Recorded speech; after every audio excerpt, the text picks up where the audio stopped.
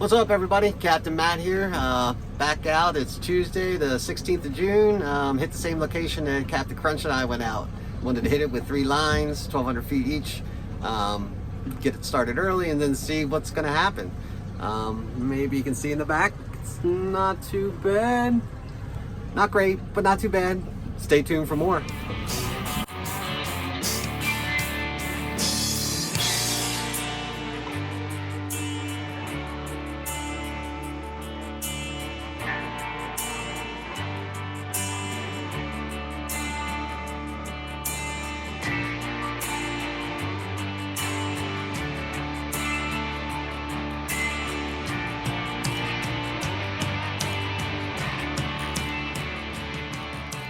So first, for the giveaways, there's 2 giveaways ongoing. There's one for the 100 subscriber celebration. It's this video here.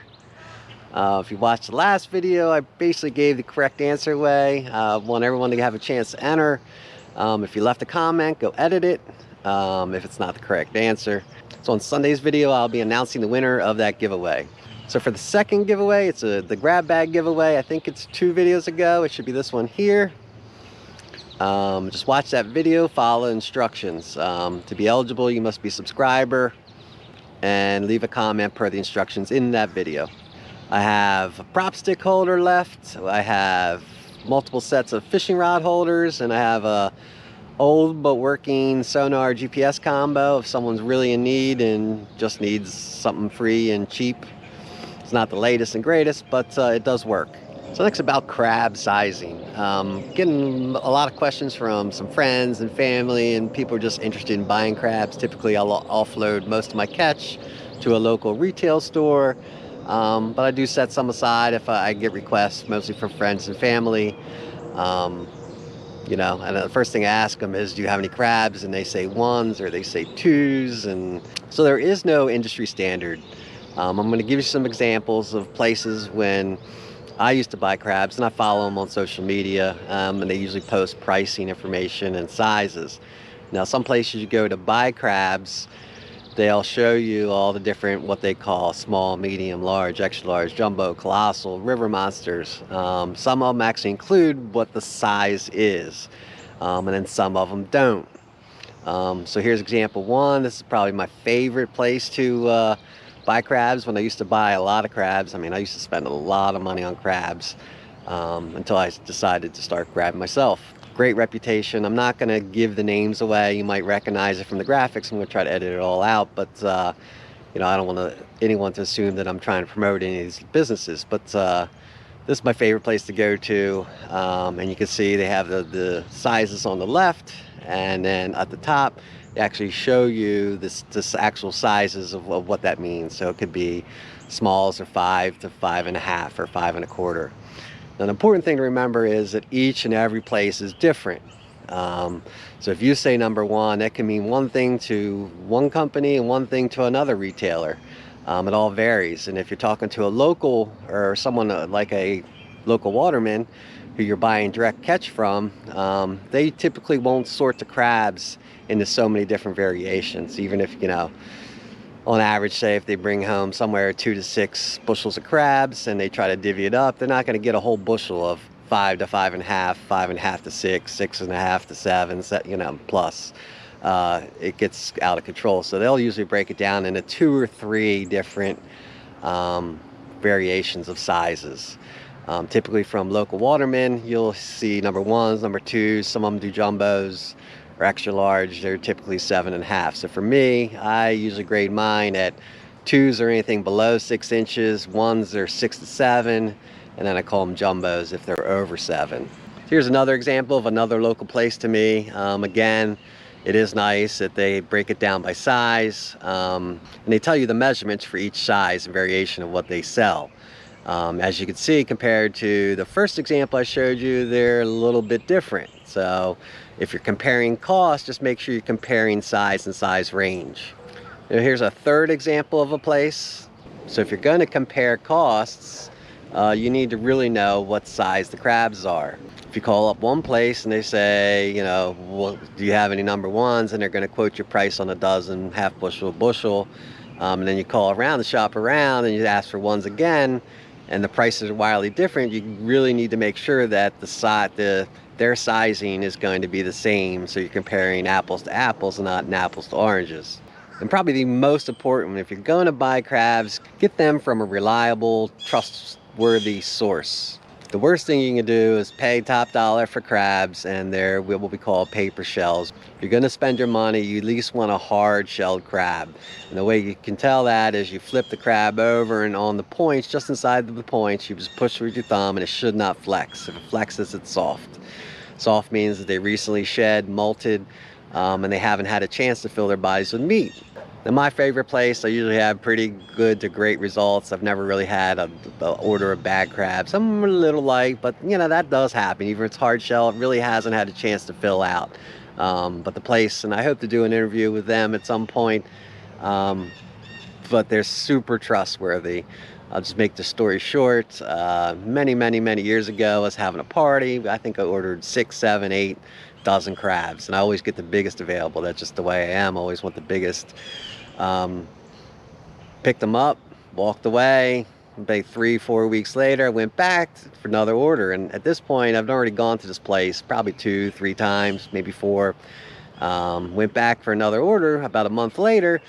They were giving me some weird looks as I was approaching, and then when I walked up, and the guy said, "Were you here about a month ago?" And I was like, "Yeah, they were awesome." Well, it turned out I left 2 dozen of the crabs there and forgot to take them with me. I was getting bags, putting them in my truck, walking back up. I thought I was done, and I left. They were so honest, like I didn't even know. They said, "Oh, you forgot 2 dozen crabs last time you were here. Here you go. Here's your order. It's free." I mean, in that book, that earned a lot of trust in my book. You know, not many places would do that. You know, if I didn't call and complain or state it, you know, I was clueless. And they went out of their way and fulfilled my order and gave, you know, what I deserved. And that earned my trust with them for a lifetime. All right, so now onto the crab reports. Been out 2 times since the last video, and I don't know what's wrong with Mother Nature, but this does not feel like summer. Went out, fought winds, fought temperatures, it was cold, all sorts of... What are you doing out of Morgs? I'm trying to record a video. Hey, I heard you were having trouble with your crabbing trips.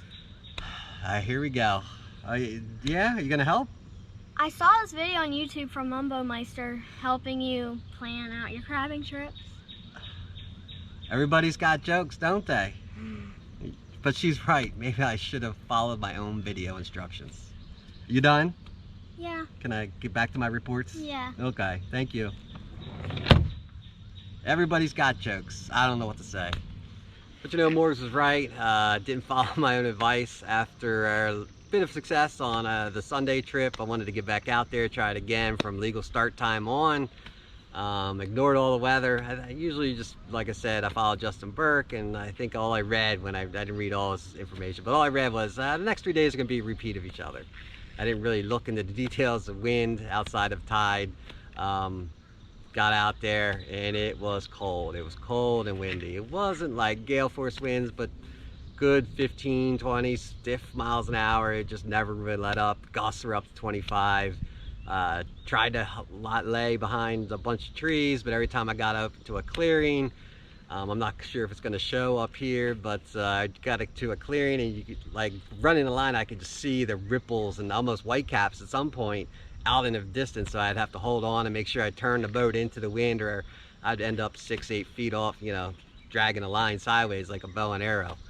Was quite miserable. On the plus side though, the crabs were still there. I'll show you a little clip of the midday catch. Here's the catch by about midday. We're in the middle of slack. I got a basket of 7-plussers.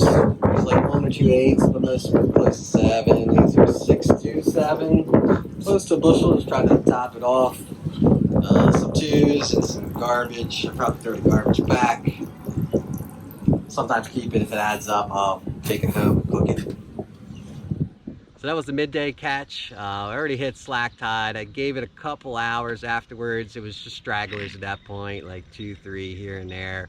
Enough to kind of just top off barely the top of, it was a soft basket. Little light than a bushel, but really close. of number ones, and as I grade them, they're between 6 to 7 inches. I kept a separate basket for anything that was 7 over. There were a few 8 inchers in there, lots of 7.5s. It was nice. I think I had 35 of those, so almost 3 dozen. It was about a dozen or so away from filling that one up. Typically, you can only fit 4 to 5 dozen in a basket of the jumbos. And then I caught quite a few smalls, like sub 6 inch. You can see in the picture, all good quality size. The orange basket in the video was trash, and sometimes I do take the trash home with me if I want a meal or someone else wants a quick meal where, you know, I don't have to sell them because you don't want to sell trash, but they're not good eating as long as they stay alive by the time I get home. I'll just pick them. They're easy pickings, just not full of meat. But it was overall really good day. The quality was excellent. Lots and lots and lots of mud, very full. Size was good. It was a mixed bag, but good. I was catching way more number ones and jumbos, number twos. I'll take that any day of the week, regardless of how many I catch. It was a great trip. I'm glad I did it, even though the weather conditions weren't quite what I was expecting. On the trip number 2, wasn't quite sure if I crabbed that area out or not, and I wanted to give it another day to let it soak and see if the crabs come back in. I went back to my mid-bay rounds to do some rounds, and that was a regret. Again, the weather wasn't what I expected, and I should have paid more attention. I could have sworn I read the weather report and it said 0% chance of rain, but it was very overcast. It did start drizzling at one point. Not a huge heavy rain, but it was another miserable day. It was chilly. It was like a fog mist. I lost visibility, probably less than a mile at some points. Crabs weren't great. Did catch some, but again, it hasn't really quite popped. I can't really find the few pockets in mid-bay, eastern bay, that's where it makes it worthwhile trip, but unless you check, you're never gonna know. So I'm really happy with Tuesday's catch. Wednesday's catch, not so great. Lastly, I'd just like to apologize for the video or lack thereof. All the places I've been crabbing, the water quality has been complete crap. Like, I'm having trouble seeing the line, let alone the bait bags hanging in there. I'll show a little clip over here. You can kind of see the line. Half the time I was pulling up the auto dipper and catching crabs. I think I might have caught 2, and I pulled it up and there was 8, 10 crabs in there. If I can't see it looking down, then the camera's definitely not going to see it, but I did roll it for a while. There just wasn't much to see. My deck cam, which I wanted to use and show, like when I was calling crabs and bringing them in, you could see the crabs coming in out of the dipper. Ended up with condensation on the inside of the unit, so the LCD screen lens had condensation in it, so that wasn't working. And I thought I had my selfie cam with me for both, and I didn't have a selfie cam. So I did capture, all this footage was captured on my phone, which is great. The new phones nowadays, they do an awesome job recording video, but I do want to bring better video quality to my videos, and I invested a lot of time and effort into making that work, and I just need to get back on it. You get crab crazy sometimes. You get out there. For me, it's first, let me get all my lines in regardless of anything, and then usually it's too dark to even start recording. Then I get sidetracked or focused on running the lines, and before I know it, it's 10, 11 o'clock, and I'm like, I haven't started my camera yet. So I do apologize. There will be some great video footage going forward. Just need to work out these kinks. And until next time, I'll catch you later.